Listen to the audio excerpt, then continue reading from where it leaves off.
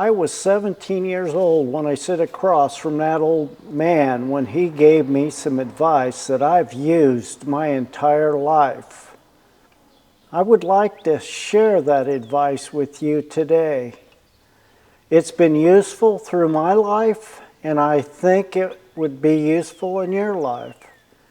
So as I share this story, follow to the end so you can receive the same good advice from this old fellow that gave it to me so many years ago. To start this story, we have to go to Bryant, a little town south of here, Bryant, Indiana, where I was sitting with an old painter from Portland, Jay County. And we were talking, and he was telling me some things, stories about his life and different things like that, when we were eating breakfast and just having a good conversation. When we got finished with breakfast, he said, "I want to pay for your breakfast."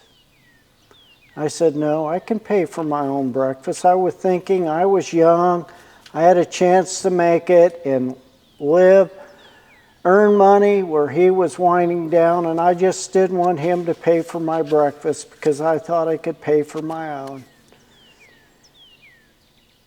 Maybe a few seconds went by and he offered again, "I want to pay for your breakfast." And I said, "No, that's all right. I could pay for my own breakfast." Again, a short while later, he said again, and in a voice that was humble and appreciative, he said, "Marvin, I want to pay for your breakfast." And I said, "Francis, you don't have to pay for my breakfast. I can pay for it." He sat back in his chair and he looked at me and he said, "Son, I want to give you some advice."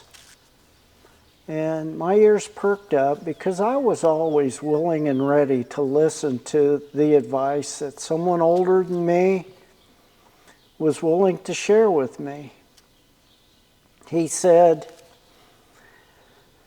"Good rule of thumb to go by in a situation like we just went through with me offering to pay for your breakfast and you turning me down. It's appropriate for you to turn me down 3 times like you did. But if someone of my age ever asks to pay for your breakfast or anything, and you turn them down at least 3 times in consideration for that individual and the financial hardships they may be going through, that's fine. You can turn them down. But if he persists and he asks you at least that 4th time, Marvin, you need to humbly accept the offer of that individual to pay for whatever it is. I want to pay for your breakfast this morning, Marvin." And there was the 4th time. And I thought about what he had just said. And I said, "Okay, Francis, you can pay for my breakfast." Well, years went by, and I've shared that story with a few people. I shared it with my boys, my wife, and I've lived by that principle that he shared with me that morning. This man has been long gone. I've lived by that principle for years, and I still live by it. And I'm sharing it with you today. That young person out there, middle-aged, whatever age you are, if there's someone older than you asking to buy your breakfast or buy whatever it is that they are willing to sacrifice in their lives to pay and help you out in yours, go ahead and decline if you feel so inclined to do that. But if he or she asks that 4th time, accept it. Accept the offer to allow them the privilege to pay for your breakfast or whatever it is. See, that old man got joy out of helping me as a young man. And for me not to accept would have robbed him of that joy. So I've lived by that rule my entire life. I'm going to turn 70 this year, so you do the math, from 17 to 70. I've lived by that principle, or at least have tried to. If the person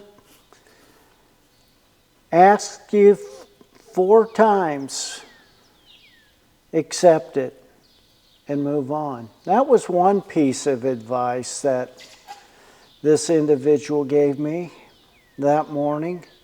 But in our breakfast conversation, he gave me another piece of advice. One that I've tried to understand and I implemented many years ago when I was a young man. Was married at the age of 19 or just prior to that. Started out in life, worked on the farm, worked in construction, and times were tough. We didn't have what we have today. Money was tight, interest rates were high. Prices in those days were extremely high. But he gave me a piece of advice, and I've lived by it, and I have lived long enough to experience the fruits of his advice. The advice he gave me will help you. I am almost certain of it, as it has helped me. I know times are changed, and maybe it won't apply in today's world, where wages are high and interest rates are cheap. But as we sat there eating our breakfast together, enjoying each other's company, he said to me, "Marvin, if you have it easy when you're young, you're going to have it tough when you're older." And I thought about that a lot over the past several decades, about what he meant. And I've come to the conclusion that he meant that if you take all the money that you make when you're younger and you use it to have a good time, have all the things that life had to offer and everything, and just spend it as you go like that, when you get older, you're not going to have those nice things because your job won't be there. You'll be retired. You may not even be physically able to work. So over the years, as I considered my purchases, I looked at purchases that would be long-term and not short-lived. Sure, I wanted the nicest pickup that came available. But the first pickup truck I bought, and I think it was around 74 or 75 or 76, something like that, was a 1950, early 50s Chevy. And I drove that pickup for a long time. I could pay cash for it. It didn't depreciate. I've got exactly what I put into it, out of it, and then some. Well, we're today, if you go and you allow yourself to be talked into that payment, you are a slave to that payment for the rest of the life of that loan. And then when you go to sell that vehicle, you take a loss like you wouldn't believe. So what I did is I took the money, the little bit of money that I had, And with the help of my father-in-law, I invested it in land. I bought land at an early age. That land kept us poor for many years. It wasn't easy. There were times when we didn't even have enough money in the bank to buy a gallon of milk. But we survived those years. And after we survived, throughout the process of making the payments on that farm, there was a time where we turned the corner and we could see that the debt for that was going down. My point isn't to have you go out and buy a farm or this and that, but think about what you're spending your money on. Think about what your monthly payments are and how that is affecting your life. Is it fun to have a boat, a four-wheeler, a motorcycle, new pickup, the best clothes, the best of everything? Sure, it's fun when you're young and you got the energy to use it. You're darn right it's fun. But in the long run, it's going to turn around and come back and bite you. And that's what this man was trying to tell me. I don't have the best life at age 69, but we have way enough money to sustain our debt, our load, our monthly expenses, and then some. I still work, but only because I enjoy having something to do, and I'm physically able to do it, so I go out and work. So those two pieces of advice that this old man gave me when I was 17, I have used throughout the years.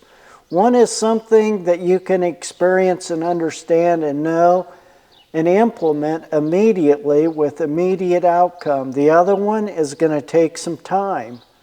Have patience. Invest your money wisely.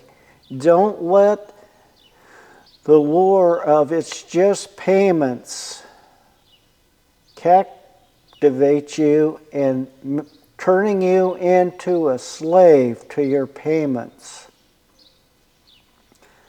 And when you get to be my age, you can enjoy that age, maybe more so. And that's what he was trying to tell me. I'm guessing that Francis didn't live by that principle, and that's why he was still painting at his older age. I'm guessing him to be, at that time, probably in his 70s. I don't know. But there you have it. Invest your time wisely. It will pay off great dividends. With your time equals to financial gain, and it will turn into a better retirement for you. You think, well, that's a long ways off. It is a long ways off. But it's not as far as you think. 5 decades for me flew by. We had a lot of hardships, a lot of rough roads. Did I make mistakes in that along the way? Sure I did. If I would have made better choices, I can see today that I would have financially be better off. And as far as the rule of thumb, you can turn down someone's generosity 3 times, but if they insist a 4th time, humbly accept it. That's the advice the old guy gave me, and that's the advice I'm bringing to you today. Do with what you want. I hope you use it like I have, and I hope it benefits you like it has me. It's given me the opportunity to have this repair shop where I can pull rusty junk from the shelves or out of the basement of that old hardware I work into and come here leisurely on days that I choose to work in that rusty junk and to actually make videos for you to watch. in a way that I find great joy in doing so. So I ask again, as I've asked so many times in the past, can it be fixed? Sure it can. Can you fix it? You're darn right you can fix it. Until the next time.